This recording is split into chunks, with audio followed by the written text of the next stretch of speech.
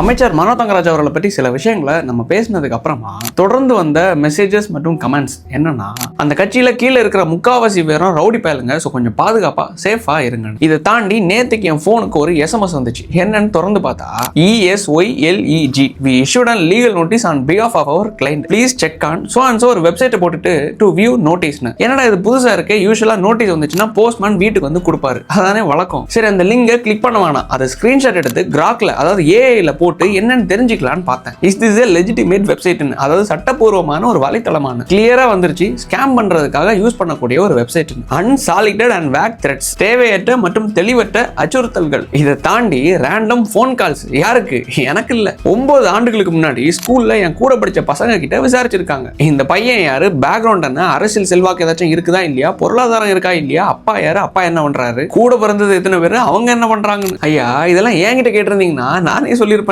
யாருன்னு திருப்பி கேட்டதுக்கு சைபர் கிரைமா. ஐயா, அவன் நினைச்சிருந்தா 10 செகண்ட்ல என் லொகேஷன் எடுத்துருவான். போயும் 9 ஆண்டுகளுக்கு முன்னாடி என் கூட படிச்ச பசங்க கிட்டே விசாரிக்கணும். சில்லி பாய்ஸ்க்கு மூளையை பாத்தீங்களா? கேரளால இந்த ஸ்விம்மிங் பூல்ல குளங்கள்ல எல்லாம் மூளையை தின்ற அமீபா ஒன்று வந்திருக்கான். அது மாதிரி கன்னியாகுமரி மாவட்டத்தில் வந்துச்சான்னு எனக்கு தெரியல. என் சொந்த ஊர் தெரியுமா சார் உங்களுக்கு? நீங்க விசாரிக்கிறீங்கல்ல, அதே குமரி மாவட்டத்தில் ஒரு சின்ன கிராமம். அப்பா என்ன பண்றாரா, ஒரு சின்ன பேக்கரி கடை ஒன்று வச்சு நடத்துறாரு. அம்மா ஹவுஸ் ஒய்ஃப், கூட பிறந்தது ஒரே அண்ணன், சென்னையில டாக்டரா இருக்காப்ல. ஸ்கூலிங்ஸ், அதாவது 12th எல்லாம் ஊர்ல முடிச்சுட்டு 2019 சவிதா லா காலேஜ்ல சென்னையில சட்டம் படிக்கிறதுக்காக ஜாயின் பண்ணேன். 5 வருஷம் BA LLB UG முடிச்சுட்டு இப்போ மெட்ராஸ் கிறிஸ்டியன் காலேஜ்ல PG பண்ணிட்டு இருக்கேன். வெயிட் 85, ஹைட் ஒரு 5 அடி இருப்பேன். தமிழ் இங்கிலீஷ் கொஞ்சம் ஃப்ளூவெண்டா வரும், பிரெஞ்சு எழுத தெரியும், மலையாளம் கொஞ்சம் பக்கத்துல இருக்கனால புரியும், கொஞ்சம் பேசவும் தெரியும். கலர் இதுதான். நான்வெஜ் மட்டும் கொஞ்சம் விரும்பி சாப்பிடுவேன். இது எல்லாத்தையும் தாண்டி புதுசா ஏதாச்சும் தெரிஞ்சுக்கணும்னா கீழே என் ஆஃபீஸ் நம்பர் கொடுத்துருக்கேன். தேவைப்படுறவங்க எடுத்து கேட்டு தெரிஞ்சுக்கோங்க. ஏதாச்சும் என்ன பண்ணணும்னு தோணுச்சுன்னா பண்ணிக்கோங்க. ஆனா ஊர்ல தேடி உங்க பொண்ணான நேரத்தை வீணாக்கிறாதீங்க. சென்னையில இருக்கு. மாறி கேள்வி கேட்ட ஒரு சின்ன பயணத்தோட பாவத்துல